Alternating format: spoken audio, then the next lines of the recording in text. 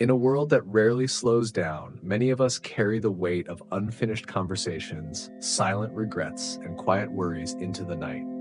We lie awake not because the body refuses to rest, but because the mind is still turning, replaying the past, anticipating the future, questioning whether we have done enough. Beneath this restlessness lives a deeper longing, the desire to feel at peace with our own lives. The Buddha's teachings offer a gentle yet powerful insight into this struggle. Karma, often misunderstood as fate or punishment, is simply the natural law of cause and effect shaped by intention. It reminds us that our thoughts, words, and actions matter, not as a system of cosmic judgment, but as seeds continuously planted in the soil of our experience. When we understand this clearly, anxiety softens.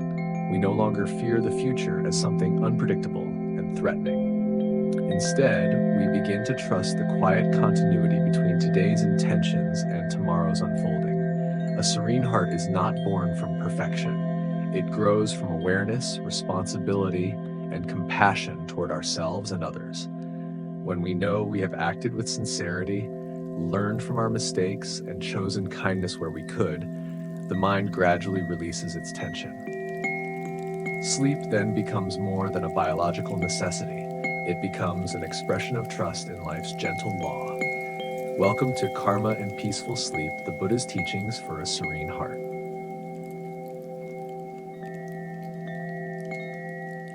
Chapter 1. When night falls but the mind is still awake, night settles in gently. Outside your window, the neighborhood eases into shadow. The last car hums past and disappears down the street. A garage door rumbles shut. Somewhere in the distance, a dog barks once, then quiets. The evening air turns cooler. Porch lights flicker on, one by one. Inside, after a long day of conversations, errands, and endless notifications, your body begins to slow and soften. Your shoulders loosen, your eyes grow heavy, your breath lengthens, and yet the mind is still awake. It hums gently at first, like a machine winding down. Then, almost without warning, it brightens. Thoughts appear with surprising clarity. Conversations replay themselves. Moments from the day line up like scenes in a quiet theater. Why did I say that? Why didn't I say more? Did I hurt someone? Did I disappoint someone? Will tomorrow be better or more complicated? The body lies in darkness. The mind wanders through unfinished stories. This is a familiar experience. The night has a way of amplifying what the daylight keeps busy. During the day, there are tasks, responsibilities, voices, notifications, decisions. There is movement. But at night, when movement ceases, awareness deepens. And in that deepening, we meet ourselves more directly. The mind, no longer distracted, begins to review. It remembers the tone of your voice when you were impatient. It remembers the smile you offered to a stranger. It remembers the message you did not reply to. It remembers the kind gesture you made without thinking. Each memory feels charged. Some glow softly, others sting. And sometimes, beneath these surface reflections, there is something subtler. A quiet fear that life is not random, that what we do matters more than we realize. A suspicion that our actions ripple outward and perhaps return. This is where the ancient teaching of karma gently enters the night. In the teachings of Gautama Buddha, karma is not fate, and it is not punishment. It is not a divine scorecard, nor an invisible judge tallying our mistakes. Karma simply means action. More precisely, it refers to intentional action. What we do, what we say, and even what we think with intention. Every intentional movement of the heart is a seed. A harsh word is a seed. A compassionate glance is a seed. A jealous thought is a seed. A generous impulse is a seed. And like all seeds, they do not disappear once planted. They settle into the soil of consciousness. They wait. Under certain conditions, they grow. When we lie awake at night, reviewing our day, what we are often feeling is not guilt imposed from outside. It is the natural sensitivity of the heart recognizing the seeds it has scattered. There is something deeply human in this awareness. It means we care. It means we sense that life is interconnected, that what we do is not isolated. But without understanding, this awareness can turn heavy. You may replay a single sentence you spoke and imagine how it landed. You may magnify a mistake into a prophecy of future consequences. You may lie still in the dark and feel the weight of what if. What if that small impatience becomes a pattern? What if that missed opportunity never returns? What if today's action shapes tomorrow in ways I cannot control? Here, the mind becomes restless, not because it is evil or broken, but because it is trying to understand cause and effect without clarity. And this is where understanding karma becomes not frightening, but liberating. Karma, as taught in early Buddhist understanding, is profoundly simple. Intentions shape actions. Actions create tendencies. Tendencies influence future experiences. But this process is fluid, not fixed. Nothing is permanent. No action seals your destiny. No mistake brands your soul. No single moment defines the entirety of who you are. Every moment is both the result of previous causes and the beginning of new ones. This means something extraordinary. Even as you lie awake remembering the past, you are already planting the future. If you replay a mistake with self-hatred, you plant seeds of shame. If you replay it with honesty and kindness, you plant seeds of wisdom. The external event cannot be undone, but the internal response is happening now, and now is fertile. Often, the reason sleep avoids us is not because of what happened during the day, it is because of how we are relating to what happened. The mind tries to control what is already complete. It tries to rewrite scenes. It argues with memory. It constructs alternate endings. But karma does not demand perfection. It invites awareness. You do not need to erase your actions to rest peacefully. You only need to understand them clearly and respond wisely. Imagine a garden. Throughout the day, you walk through this garden planting seeds, some consciously, some carelessly. At night, you return and see the soil disturbed. You remember where you dropped impatience. You remember where you planted kindness. If you believe that every seed will instantly become a towering tree, you will panic. But gardens do not work that way. Seeds need conditions. They need repetitions. They need nourishment. A single unkind thought is not destiny. A single generous act is not sainthood. Life unfolds through patterns, not isolated moments. Understanding this softens the heart. The mind begins to see that while cause and effect are real, they are not cruel. They are responsive, dynamic, interwoven with countless other causes beyond your control. You are not the sole architect of the universe. You are a participant within it, and participation is lighter than control. When we misunderstand karma, we may fear it. We may imagine that everything unpleasant happening now is punishment for something forgotten. This interpretation tightens the chest. It makes the night darker. But the Buddha's teaching does not point toward fear. It points toward responsibility balanced with compassion. Yes, actions have consequences, but consequences are not revenge, they are education. If you speak harshly and notice tension arising in your relationships, that tension is not cosmic punishment. It is feedback, it is information. It is the garden showing you what grows from certain seeds. Likewise, if you offer patience and notice warmth returning to you, that warmth is not reward. It is the natural flowering of what you planted. In this light, karma becomes deeply reassuring. Nothing is random, but nothing is fixed. You are not trapped in yesterday's field. You are not condemned by last year's mistakes. Every breath is a new condition entering the system. So as you lie in bed tonight and the mind begins its gentle review, you can shift the posture of your awareness. Instead of asking, was I good enough? You might ask, what seeds did I plant today? Instead of thinking, I ruined everything, you might think, I see what grows from that action. Tomorrow, I will plant differently. Notice how this changes the texture of the night. There is less self-attack, more curiosity, less panic, more learning. And in that learning, a subtle peace appears. Because if life operates through cause and effect, then your future is not an accident. It is responsive to intention. You are not powerless. You are also not omnipotent. You are simply responsible for the seeds you choose in this moment. This realization is gentle enough to hold at bedtime. You do not need to solve your entire life before sleep arrives. You only need to understand that today's actions are part of a long unfolding and tomorrow offers new soil. Let the mind review, but let it review like a gardener, not like a judge. See the places where weeds appeared, see the places where flowers bloomed, and instead of tearing up the whole field in despair, simply make a quiet note. Tomorrow, more light here. Tomorrow, more water there. Then allow the body to rest, because rest itself is also a seed. When you sleep peacefully, you nourish clarity. When you sleep in agitation, you exhaust the mind. Even your relationship with the night plants something. This is why understanding karma can become an ally to sleep. It reassures you that nothing is meaningless. It reassures you that nothing is permanent. It reassures you that change is always possible. The mind does not need to stay awake guarding the future.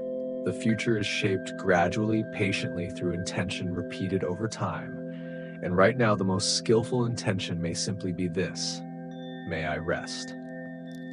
May I learn. May I begin again tomorrow. The room is still quiet. Your breath continues, steady and unforced. Outside, the world turns in vast, unseen movements. Inside, countless causes and conditions are shifting in subtle ways.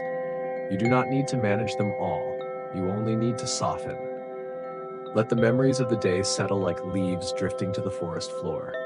They do not need to be chased. They do not need to be denied. They can rest where they fall. Understanding karma does not remove responsibility. It transforms it from fear into clarity. You are not being watched. You are not being judged. You are participating in a lawful, compassionate unfolding. And tomorrow when the sun rises, you will have another chance to plant. For now, let the mind loosen its grip on unfinished conversations. Let the heart release its tight hold on self-criticism. Let the body sink a little deeper into the mattress. Night has come. The day has completed itself. The seeds have been planted. And in this understanding, perhaps for the first time tonight, the mind begins to grow quiet. Not because it has solved everything, but because it trusts the gentle law of becoming. Sleep is not escape. It is surrender to a process already in motion. Breathe in softly. Breathe out slowly. You have done what you could today. The rest will unfold in its time.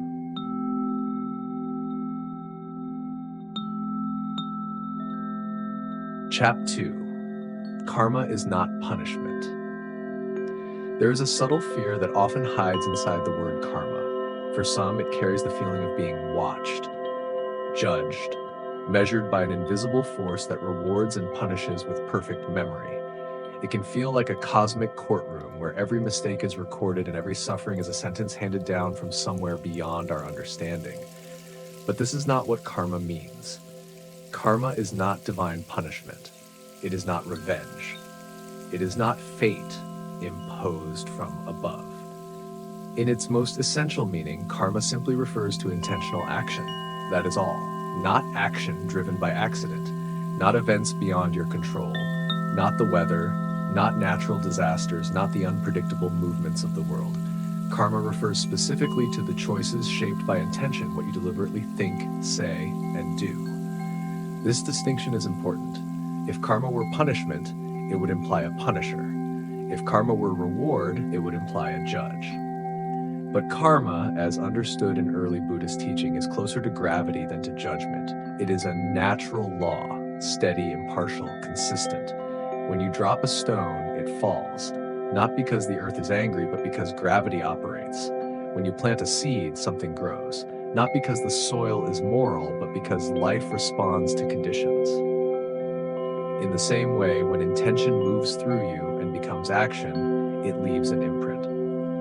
That imprint shapes future experience, not as a verdict, but as a continuation. The night becomes much softer when you understand this, because if karma is not punishment, then suffering is not a sentence. It is part of a chain of causes and conditions, many of which are far more complex than a single moment in your life. Think of something simple. Earlier today, perhaps you smiled at someone, maybe a cashier, maybe a colleague, maybe a family member. You did not calculate the outcome. You simply felt a small warmth and let it express itself. That smile may have eased someone's tension. It may have softened their mood. It may have shifted the tone of a conversation later in their day. The ripple may be invisible to you, but it continues. Now think of another moment. Perhaps you were tired.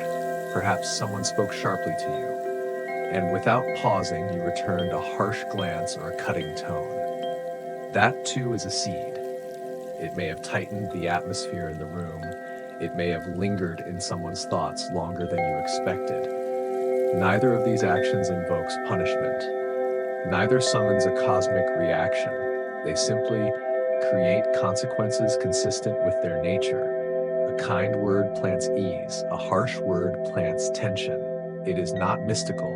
It is relational. And because it is relational, it is understandable.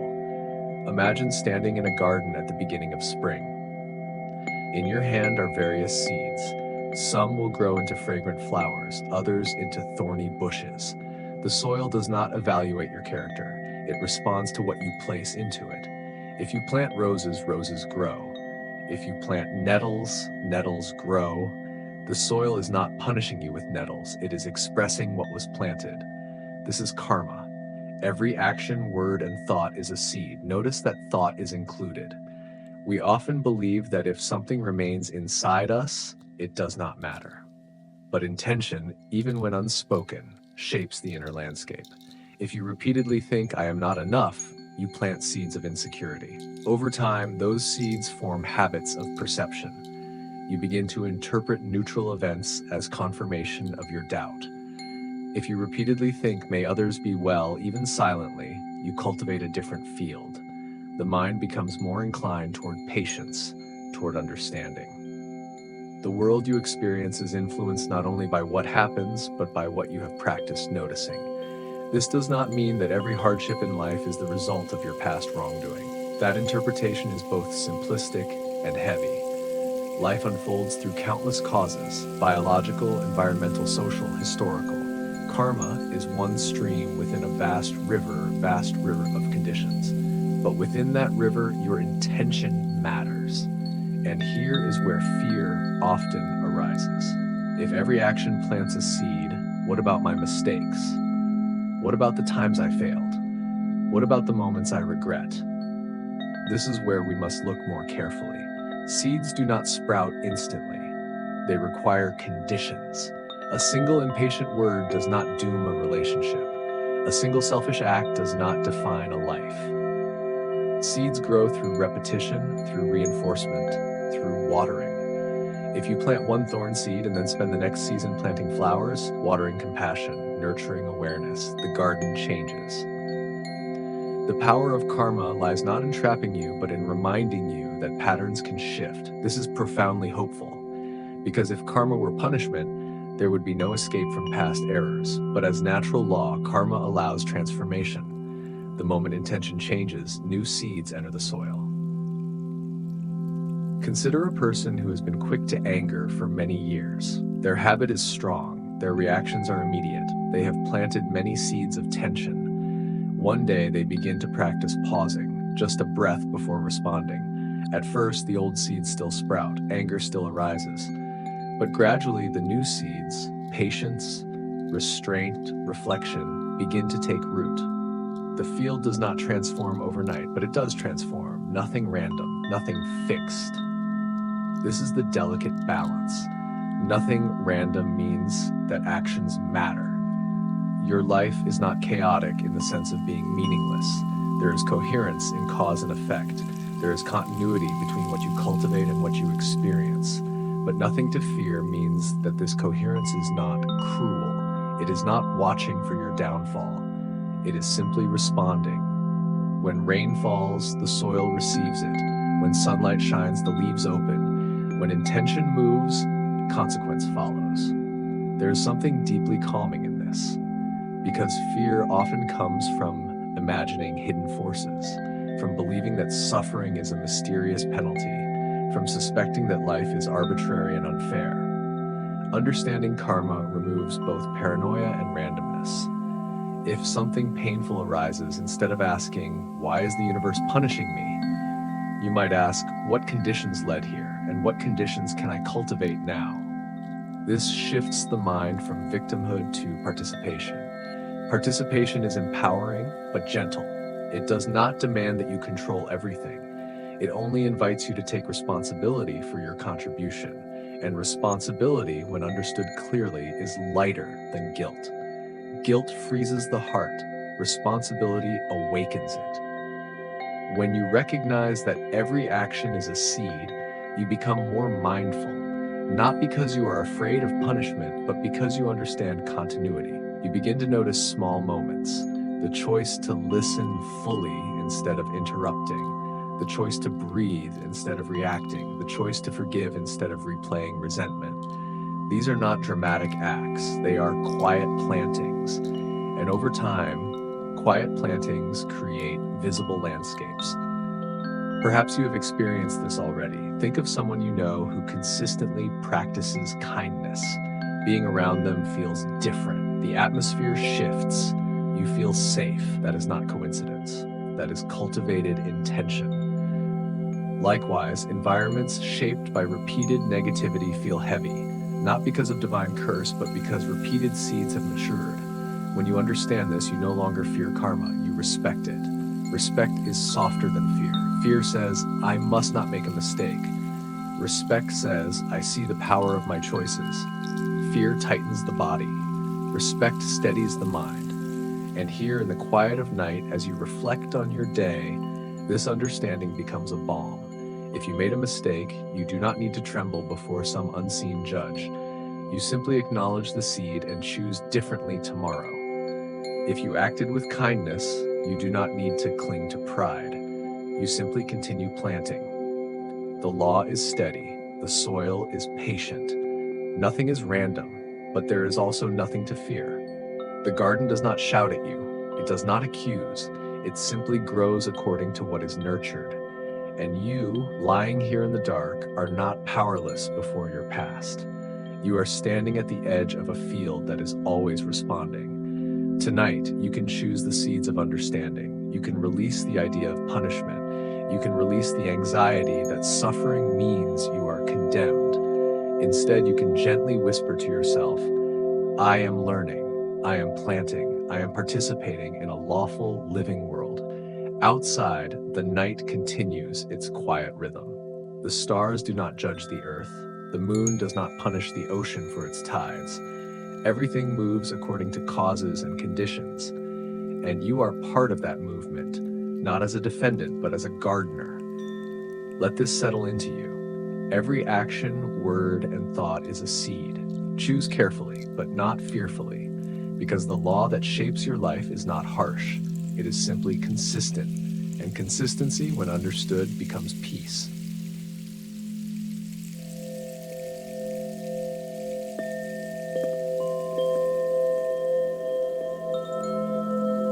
Chapter 3: Why Understanding Karma Helps Us Sleep Better. There is a particular kind of exhaustion that does not come from physical labor. It comes from resistance, from replaying the past, from arguing with what has already happened, from quietly blaming ourselves or others for outcomes we wish were different.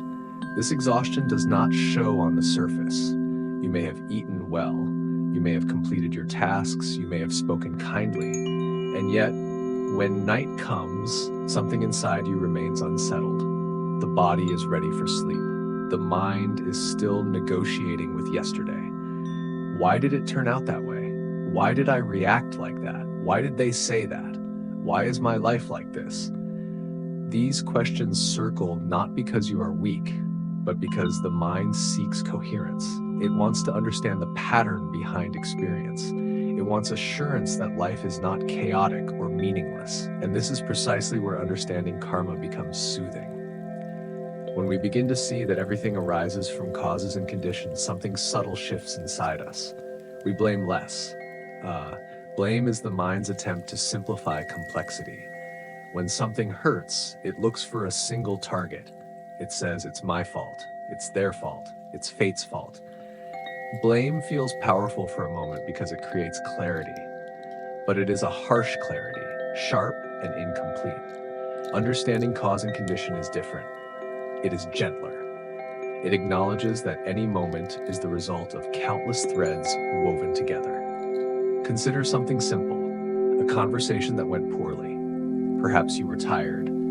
Perhaps the other person was stressed. Perhaps old misunderstandings lingered beneath the surface. Perhaps the environment was noisy. Perhaps expectations were unspoken. The outcome was not born from a single cause. When you understand this, blame softens. Instead of saying, I ruin everything, you begin to see there were many conditions at play. I contributed some, others were beyond me. This shift is not about avoiding responsibility. It is about seeing reality more accurately, and accuracy calms the nervous system. When the mind no longer sees events as personal attacks or moral failures, it stops defending. It stops attacking. It starts observing. Observation is quieter than accusation, and quiet observation prepares the ground for sleep. There is another layer to this understanding. When we do not understand karma, when we do not understand cause and effect, we often punish ourselves for the past. We replay mistakes as if we could correct them through mental repetition. We relive embarrassing moments as if suffering again might somehow undo them. But the past is already planted. It exists as seeds in the soil of experience. It cannot be unplanted. You cannot dig into yesterday and remove what was sown. This realization might sound heavy at first, but if you stay with it gently, it becomes freeing. If the past has already been planted, then your struggle tonight cannot change it. No amount of self-criticism will alter what was said. No amount of anxiety will reverse what was done. So what can be done? The present is where we tend the garden. This is the quiet miracle of understanding karma. You cannot go back and replace yesterday's seeds, but you can decide how to water the soil now. You can choose whether to water regret or wisdom. You can choose whether to fertilize resentment or compassion. You can choose whether to nurture shame or learning. Imagine again the image of a garden. Some seeds were planted long ago, perhaps even in childhood. Patterns of fear, habits of defensiveness, tendencies towards self-doubt. These did not appear randomly. They arose from repeated conditions. Tonight you may notice their sprouts, a familiar anxiety, a recurring insecurity, a reflex to criticize yourself. If you misunderstand karma, you might think, this is who I am flawed. And the mind tightens, sleep retreats. But if you understand cause and condition, you see something else. You see that these are growing patterns, patterns formed by repetition, and patterns can change through new repetition. The presence of an old seed does not mean permanence. It means history. History is not destiny. When you see your inner struggles as conditioned phenomena rather than personal failures, compassion naturally arises. Of course I react this way sometimes. Of course this fear appears. These are seeds planted long ago.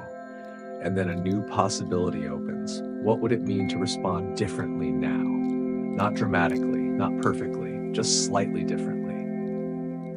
Perhaps instead of attacking yourself for a mistake, you acknowledge it and breathe. Perhaps instead of spiraling into always and never, you return to what is actually here in this moment. This is tending the garden. And when the mind understands that tending is enough, that it does not need to uproot the entire field in one night, it begins to relax. Sleep comes when the mind is no longer fighting reality.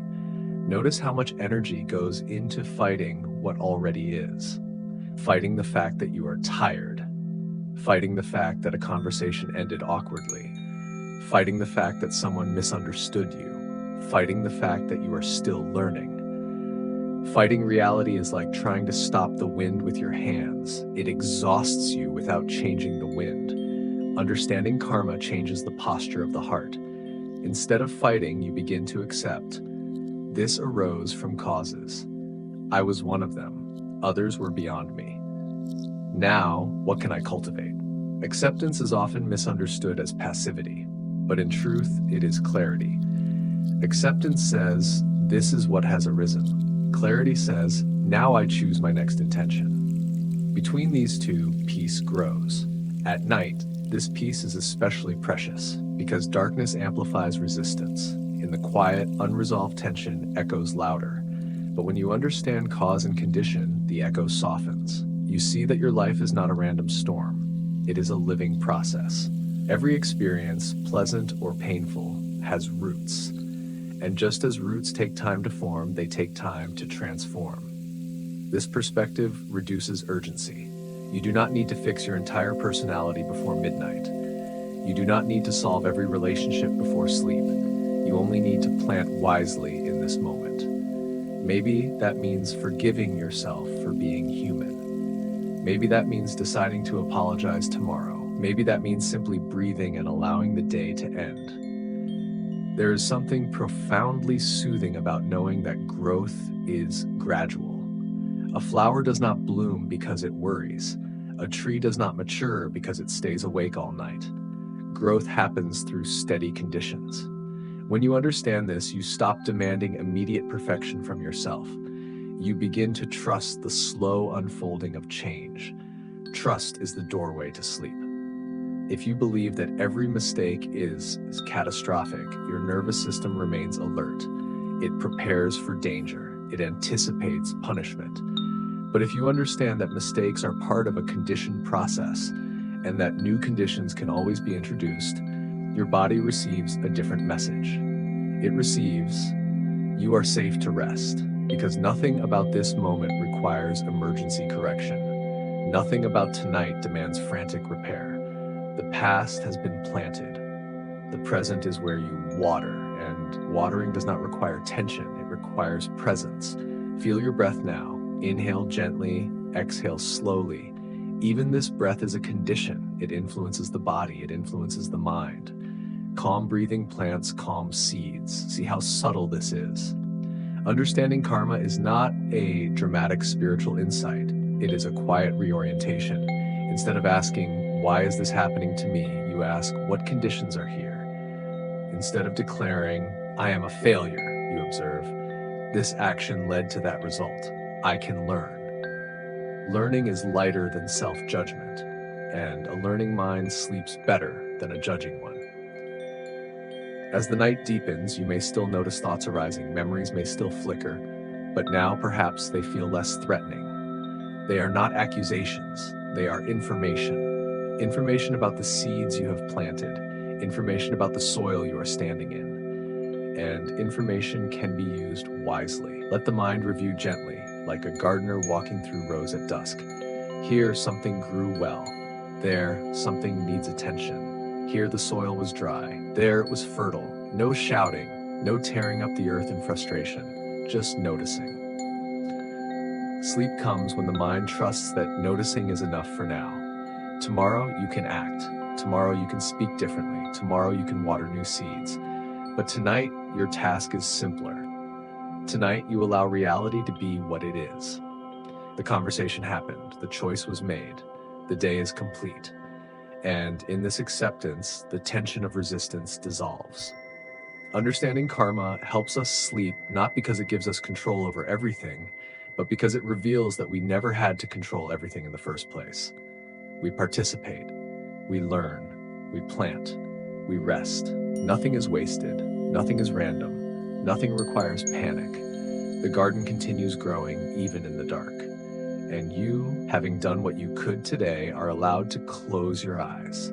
Let the breath steady. Let the body soften into the mattress. Let the mind release its arguments with what has already unfolded. The past is planted. The present is here. And in this quiet tending, sleep gently arrives, not as escape, but as trust in the unfolding of causes and conditions.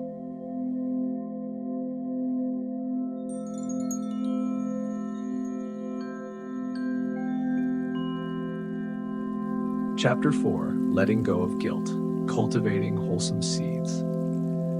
There is a quiet weight that many people carry into the night. It is not always visible.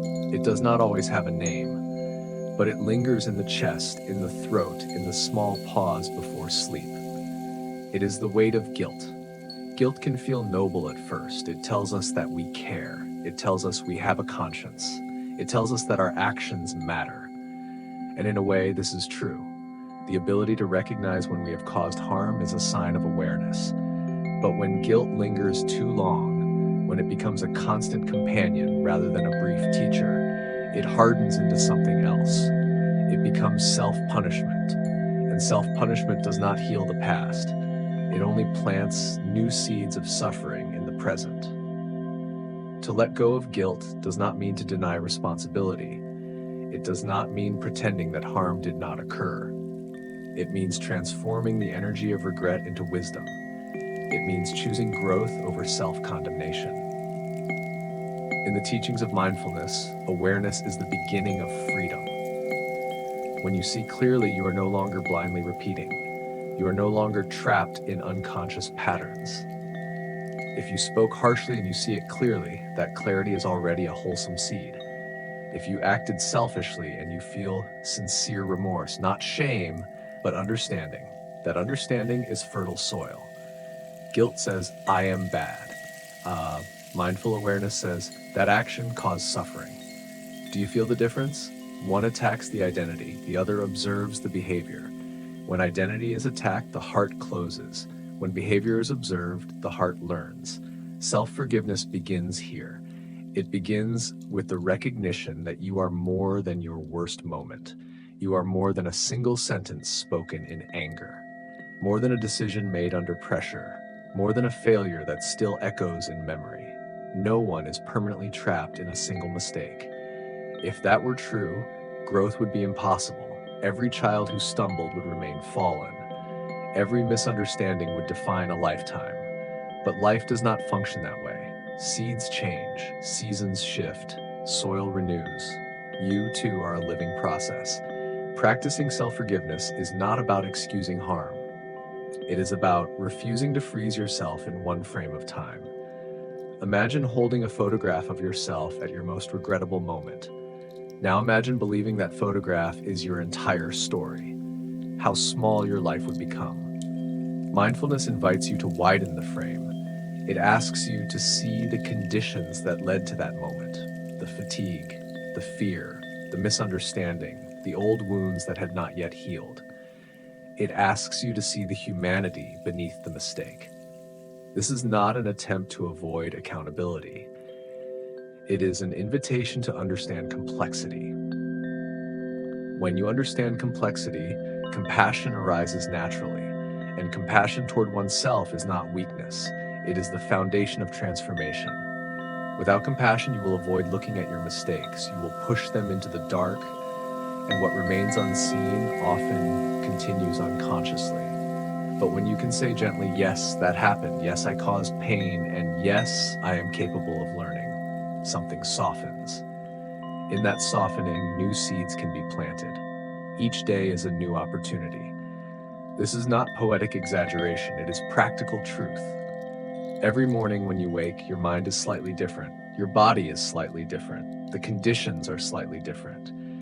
Even if old patterns arise, the present moment is never an exact replica of the past. This means there is always space for a new response. If yesterday you reacted quickly, today you can pause once. If yesterday you avoided a difficult conversation, today you can take one small step toward honesty. If yesterday you judged yourself harshly, tonight you can experiment with kindness. Wholesome seeds do not require dramatic gestures. They require consistency, a gentle breath instead of a sharp reply, a moment of listening instead of interrupting, a quiet acknowledgement instead of denial. Over time, these small actions reshape the inner landscape. But this reshaping cannot happen if you are constantly attacking yourself. Imagine trying to nurture a plant while shouting at it for growing crooked. Imagine pouring water while condemning the soil. Self-hatred does not produce wisdom. It produces fear, and fear tightens the heart, making it difficult to plant anything new. Mindfulness offers another way. In mindful awareness, you notice thoughts without immediately believing them. You notice feelings without immediately reacting. Guilt may arise. Instead of pushing it away or drowning in it, you observe, this is guilt. It feels heavy. It is here because I care. Then you ask a gentle question. What is this feeling asking me to learn? Perhaps it is asking for an apology. Perhaps it is asking for a change in behavior. Perhaps it is simply asking for understanding. When the lesson is received, guilt has completed its purpose. There is no need to keep punishing yourself. Holding on to guilt long after its lesson is understood is like continuing to ring a bell after everyone has already heard it. The sound becomes noise. Self-forgiveness is the act of setting the bell down. It is saying, I hear the lesson. I will act differently. I no longer need to hurt myself to prove that I care. This is where compassion becomes powerful. Compassion toward oneself does not deny the suffering of others. In fact, it strengthens your capacity to respond wisely. When you are not entangled in shame, you can offer genuine repair. You can apologize sincerely. You can change sincerely. Shame often leads to defensiveness. Compassion leads to responsibility.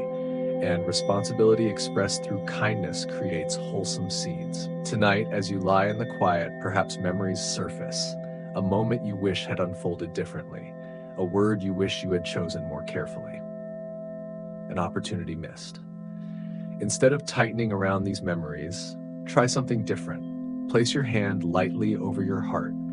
Feel the warmth of your own body and whisper inwardly, I was doing the best I could with the awareness I had. Now I am learning. This is not self-deception. It is honesty. You did act with the awareness you had at that time. If your awareness has grown, that growth is evidence of change.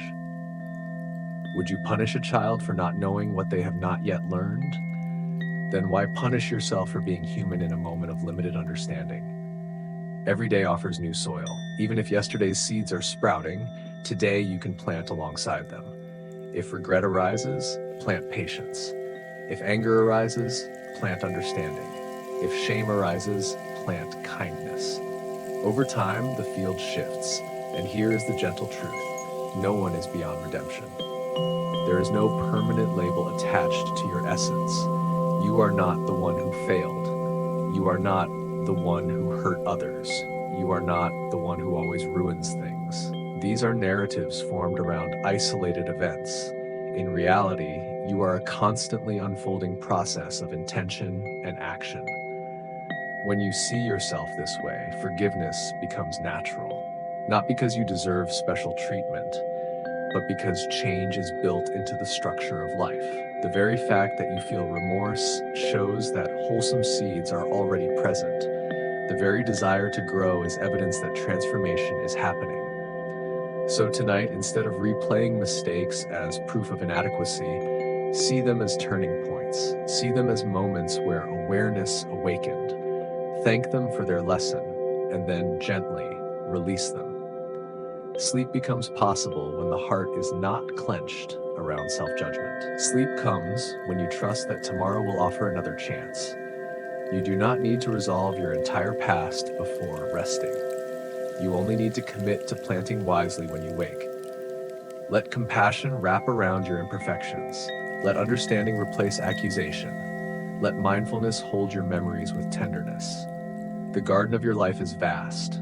Some areas are wild, some are blooming, some are still waiting, but none are beyond care. As the night deepens, allow yourself to soften. You are learning, you are growing, you are capable of planting goodness. And in this gentle recognition, guilt loosens its grip. What remains is humility, clarity, and the quiet resolve to begin again. Close your eyes, breathe slowly. Tomorrow you will plant new seeds. Tonight you are allowed to rest in compassion.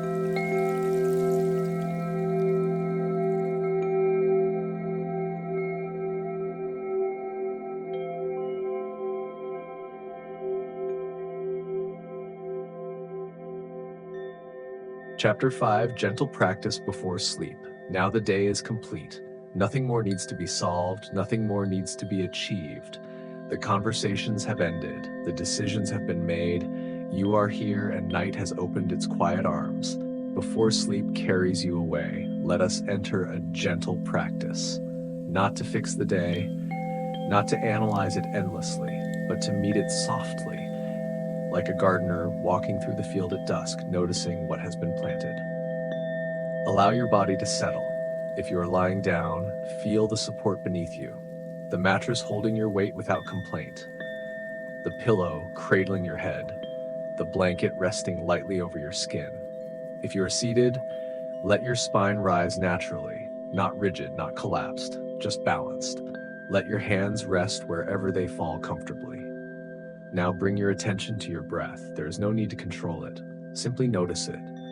The coolness as you inhale, the warmth as you exhale. Let the breath become your anchor.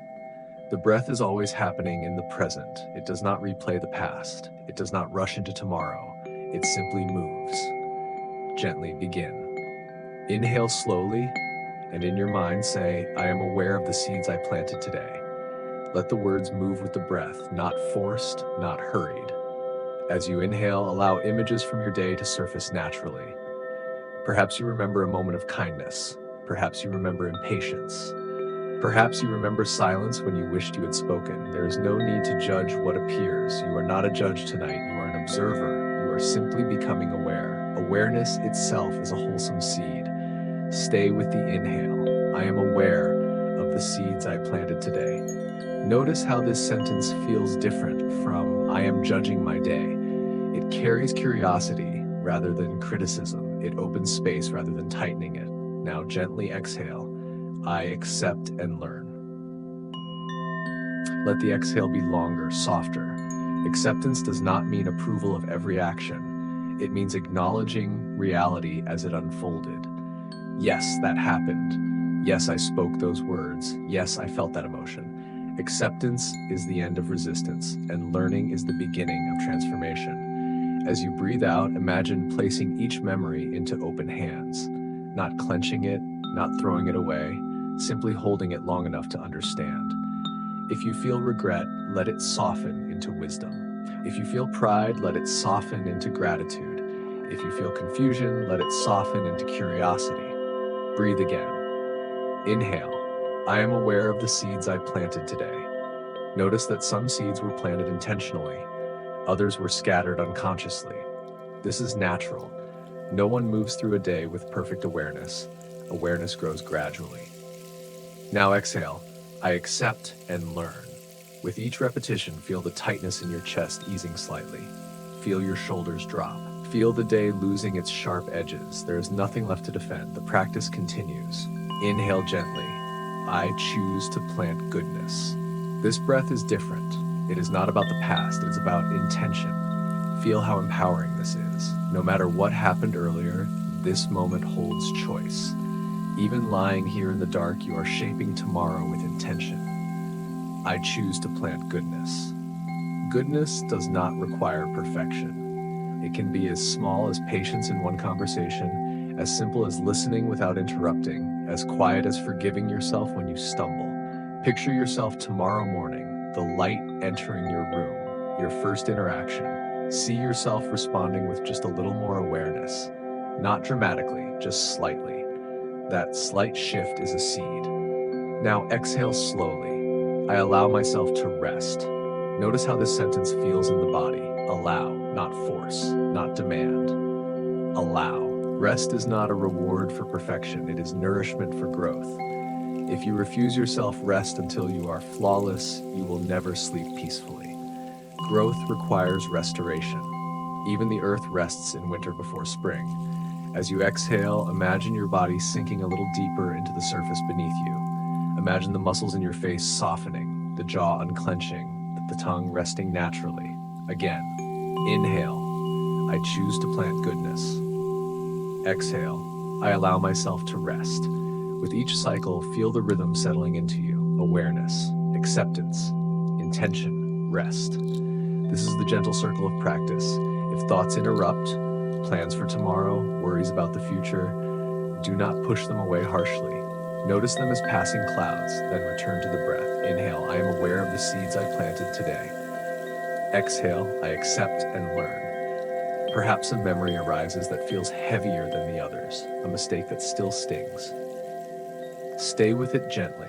As you inhale, see it clearly. As you exhale, whisper inwardly, I accept and learn. You do not need to solve it tonight. You do not need to rehearse it again and again.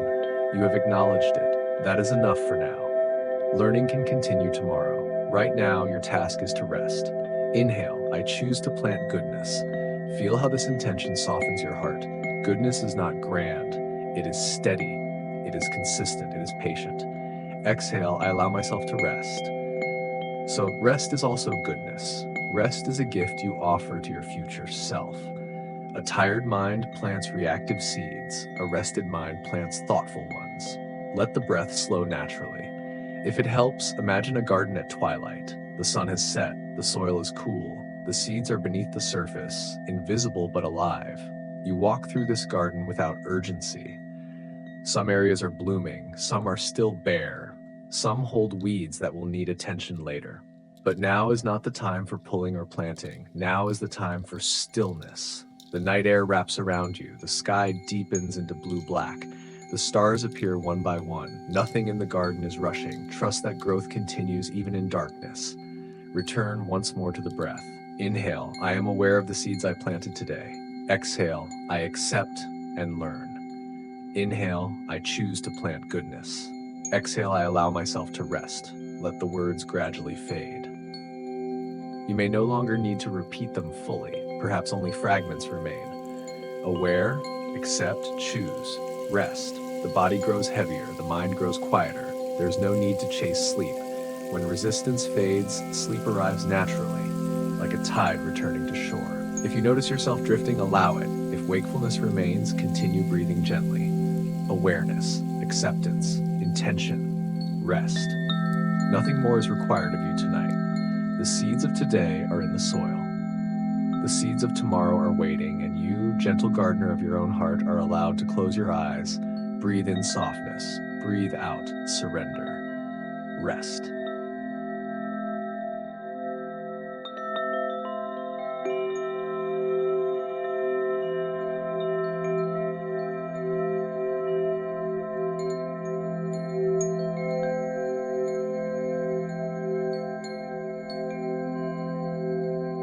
Chapter 6. The Man Who Carried Stones. There was once a man who believed he was strong. Not strong in the way of lifting mountains or conquering cities, but strong in endurance. He could withstand discomfort. He could tolerate long days and quiet disappointments. He prided himself on carrying what needed to be carried. And so, without fully realizing when it began, he started carrying stones. The first stone was small. It came from a careless word spoken to a friend. He saw the flicker of hurt in their eyes, and though the conversation moved on, the moment lingered in him. That evening, he imagined picking up a small gray stone and placing it into a leather bag slung across his shoulder. I will remember this, he told himself, so I do not make the same mistake again. The second stone was heavier. It came from a promise he failed to keep. Circumstances had changed, excuses were offered, forgiveness was granted. But inside, he did not let it go. Another stone entered the bag. Over time, more stones gathered. A missed opportunity, a harsh glance at a stranger, an apology never spoken, a dream abandoned too quickly. Each stone represented a moment he believed he should have handled better. And each time, instead of learning and releasing, he stored the weight. The bag grew heavier, but he adjusted his posture. He told himself that carrying these stones proved he was responsible, that remembering every fault meant he was conscientious, that the weight was a necessary burden of being human. Years passed. The man noticed that walking required more effort. His shoulders curved forward, his steps slowed. When others invited him to rest, he declined. I have things to carry, he would say quietly. At night, he would lie down without removing the bag. The stones pressed into his back. Sleep came reluctantly, interrupted by discomfort. One evening, as he walked along a dusty path at the edge of a quiet village, he felt the familiar ache in his muscles. The sun was lowering itself behind the hills, painting the sky in soft gold and violet. Birds called to one another as they returned to their nests. The man stopped near a well to drink water. As he lowered himself to sit, the bag slipped from his shoulder and fell heavily to the ground. The sound startled him. It was louder than he expected. A stone rolled from the opening and landed near his feet. He stared at it. It was smooth from years of contact with the others. Its edges had softened, but its weight remained. An old woman who had been tending a small garden nearby looked up. "You carry many stones," she observed gently. The man nodded. "They are mine." She approached slowly, wiping soil from her hands. "Why do you carry them?" she asked. "To remember," he replied. "Each one is a mistake. If I carry them, I will not forget, and if I do not forget, I will not repeat them." The old woman studied his bent shoulders and tired eyes. "And has the weight made you wiser?" she asked. He hesitated. "I think so," he said uncertainly. "It reminds me that I have failed." She sat beside him and picked up one of the stones. "What does this one represent?" she asked. "A time I hurt someone with anger," he said quietly. "And since that time, have you never felt anger again?" "I have," he admitted. "And did carrying this stone prevent it?" He looked down. "No." The woman placed the stone gently back on the ground. "Memory is useful," she said, "but suffering is not the same as learning." He frowned slightly. "If I put them down, it would mean I do not care." She smiled softly. "Is that what you believe? That pain proves care?" He did not answer. The old woman reached into the bag and pulled out another stone. "And this one. A risk I did not take," he said. "I was afraid." "And what did you learn from that?" "That fear closes doors," he replied. "Do you still need the stone to remember that?" He felt something stir inside him, something uncomfortable, but not entirely painful. "I suppose not," he said slowly. The woman nodded. "These stones are not your teachers anymore," she said. "They are echoes. The lesson has already entered you. The weight is only repetition." He looked at the pile now resting on the ground. "But if I set them down," he said, "won't I forget my past?" She shook her head. "The past does not live in the stones. It lives in your understanding." She paused, then continued. "Karma is not a bag you must drag behind you. It is a field you walk through. Each step plants something. Each step grows something. But you are not required to carry yesterday's soil on your back." The man had never heard it explained that way. He had always believed that his mistakes were debts to be carried, that guilt was a form of payment, that the heavier the bag, the more sincere his regret. But as he sat there, breathing in the cool evening air, he began to notice something else. The stones were not teaching him anymore.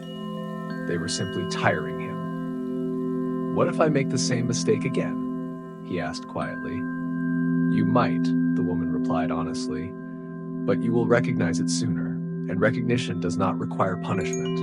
She stood and gestured toward her garden. "Do you see these plants?" she asked. He nodded. "Last year, some of them grew crooked. I adjusted the soil. I changed where I placed them. I did not carry last year's stems on my back. I learned and I planted again." The simplicity of her words struck him more deeply than any lecture could have. He looked at his bag. Slowly, hesitantly, he reached inside and lifted one stone. It felt familiar in his hand. He remembered the mistake. He felt the old sting. But he also felt something new, a recognition that the lesson had already taken root. With care, he placed the stone on the ground. Nothing dramatic happened. The sky did not shift, the earth did not tremble, but his shoulder felt lighter. He picked up another stone. This one represented an apology never spoken. He held it for a long moment. "I cannot change what happened," he whispered. The old woman nodded. "But I can speak tomorrow." He set the stone down. One by one, he removed them. Some were easy, others required tears. A few he held longer than he expected, tracing their edges as if saying goodbye to an old companion. But gradually the bag emptied. When the last stone rested on the earth, he exhaled deeply. For the first time in years, his spine straightened naturally. His neck relaxed. His breath felt unburdened. He did not feel absolved. He did not feel perfect. He felt lighter. The old woman gathered the stones and arranged them along the edge of her garden. "They will still be here," she said, "but they do not need to be on your back." The sun had fully set now. The first stars shimmered overhead. The man lay down on the grass near the well. Without the bag pressing into him, the ground felt soft. The night air cooled his skin. The sound of crickets rose gently around him. He looked up at the sky. For years, he had fallen asleep under the weight of his own history. Tonight, he lay beneath the open vastness of the stars. His past was not erased. It was integrated. He understood now that karma was not a system of punishment demanding endless penance. It was a living process of cause and effect, of learning and planting. The stones had served their purpose. The lessons remained, and he did not need to suffer to prove that he had learned. As his eyes grew heavy, he whispered softly to himself, "I have planted. I have learned. I will plant again tomorrow." Above him, the stars burned quietly, indifferent to his past yet welcoming of his rest. The earth held him without judgment, and for the first time in a long while, he slept, not as a man crushed by his mistakes, but as a traveler who had finally set down what he no longer needed to carry.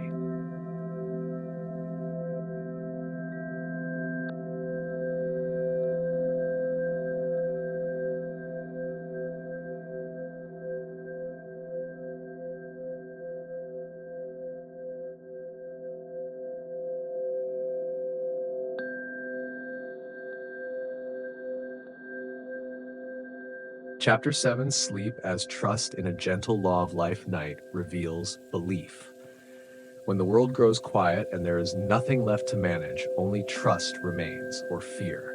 Some minds stay awake because they do not trust life. They fear tomorrow. They fear hidden consequences. They fear that one mistake will return as punishment. But when karma is understood not as fate or retribution, but as a gentle law of cause and effect, something softens. The future is no longer a storm waiting to strike. It is a field shaped gradually by intention and action. Not everything is in our control. Weather changes, people act according to their own conditions, society shifts, the earth turns without asking. Yet, intention matters. Every honest act strengthens honesty. Every patient response strengthens calm. Every mistake, when learned from, reshapes the soil. Nothing is wasted. Nothing appears from nowhere. Fear of the future often comes from believing that one wrong move will ruin everything. But karma forms through patterns, not isolated moments. One harsh word does not define a life. One weakness does not seal a destiny. Repetition builds character. Consistency creates momentum. This is good news, because small efforts count. A single breath of awareness, a single act of kindness, a single pause before reacting. These are seeds. Seeds become landscapes. Anxiety watches the future suspiciously. Mindfulness attends to the present clearly. Anxiety asks, "What if I fail?" Mindfulness asks, "What is needed now?" Anxiety tightens. Mindfulness steadies. When living this way, you do not obsess over karma. You respect continuity. You speak carefully, not from fear, but from understanding. You act thoughtfully, not from anxiety, but from sincerity. At the end of the day, you do not perform a harsh audit. You simply ask, "Did I try? Did I learn? Did I plant something good? If yes, even imperfectly, that is enough." Sleep becomes trust. Like a farmer who has planted and watered, you do not dig up seeds at night to check their growth. You go home, you rest. You trust the process. You are responsible for planting, not for forcing the bloom. You cannot rush seasons. You cannot guarantee outcomes. But you can plant wisely. When fear of tomorrow arises, remember, the future is not an enemy. It is a field. And you do not enter it empty-handed. You carry today's intentions with you. To sleep is an act of courage. It is temporary surrender. It is trust that life continues without constant supervision. If life is seen as hostile, sleep becomes vigilance. If life is understood as lawful and responsive, sleep becomes rhythm. The rhythm of breath, the rhythm of seasons, the rhythm of cause and effect unfolding. Each morning, another chance to plant. Each evening, a gentle review. No panic, no harsh judgment, just steady participation. Tonight, let this settle. The future is not waiting to punish you, it is waiting to respond. Perhaps you were patient once today, perhaps you caught an unkind word, perhaps you apologized. These are seeds of peace. Even if you stumbled, awareness has begun the change. You do not need to guard tomorrow. You have planted. You will plant again. That is enough. Feel your breath rise and fall. Feel the earth supporting you. Feel the quiet confidence of participating in a gentle law. Sleep is not escape. It is trust in growth, not perfection, not control, but sincerity, learning, and continuation. Close your eyes. Let tomorrow arrive in its own time. Tonight, rest. You have planted your seeds, and life will carry them forward.